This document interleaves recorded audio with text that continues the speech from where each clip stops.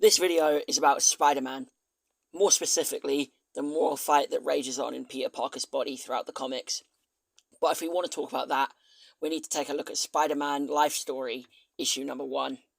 So in pages 12 to 22 of this issue, Peter Parker visits Flash Thompson before he goes to war. They get into a bit of an argument, and Peter goes to get a drink at the bar. This is when Norman Osbourne approaches him.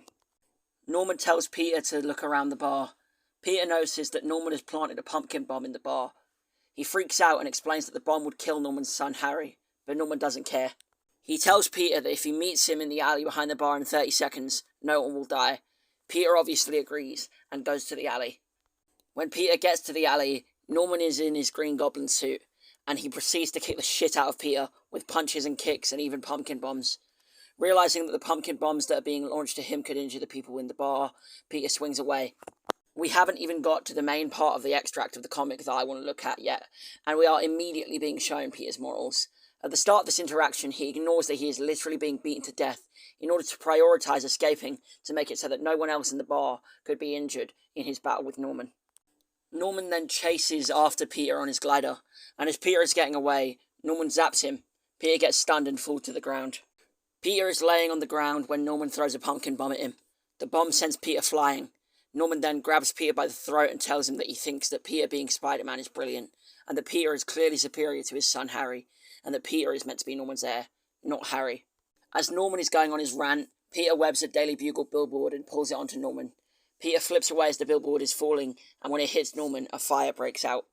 As the fire starts to consume Norman's body, Peter stands there and debates whether he should save Norman or not.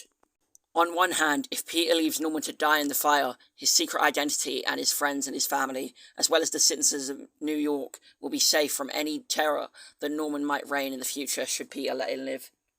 But on the other hand, leaving Norman to die would entirely go against Peter's morals, because he feels it's his responsibility to save everyone, due to Uncle Ben's last words to him before his untimely death. Peter takes a minute to weigh up the positives and negatives of leaving Norman to die, but eventually what Uncle Ben told him overpowers his decision, and he saves Norman, because he knows it's his responsibility as a superhero. So he climbs into the fire and lifts the billboard off of him, and when he does, he sees that Norman has lost his memory. The panels in this comic really say a lot about the character of Peter Parker. The fact he chooses to save Norman despite the fact he knows that doing so could result in serious problems for him and his loved ones shows where his priorities are. Peter would rather let a villain live than let one die. It shows his altruistic way of being a superhero. This extract speaks volumes of his morals and his altruism, and the effect that Uncle Ben's famous words have had on him. These panels also show the confidence instilled in him via his time as Spider-Man, and the experience he had with Uncle Ben, because he goes in and saves Norman, knowing that his friends and family and the citizens will be in danger because of it, and yet he still saves him, because he believes he'll be able to stop the Green Goblin once again.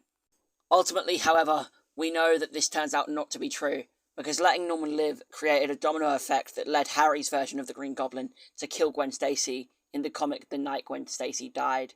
This further deepens the impact these panels will have on Peter in the future, as we, as an audience, know that Peter will have to live on knowing that he could have saved Gwen Stacy, and she could have lived, if he had let Norman die on this night. We even see that this is true in the comics that follow The Night Gwen Stacy Died.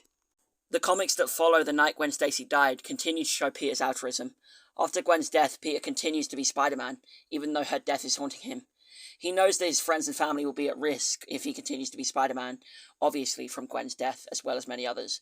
But even more people will be in danger if he quits his job as Spider-Man once again. This shows Peter's morals and his superhero ideology of the needs of the many outweighing the needs of the few, because he would much rather have his friends and peers be in danger than have a whole city be in danger, because, as I just said, the needs of the many outweigh the needs of the few.